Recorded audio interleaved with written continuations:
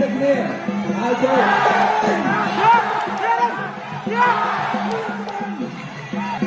ចូលទៅគ្នាយកទៅវិញហើយយកស៊ូណាដើរចូលពេលយ៉ាស់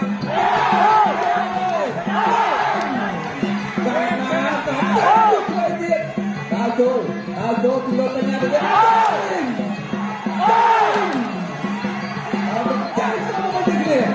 ហើយចូលទៅវិញ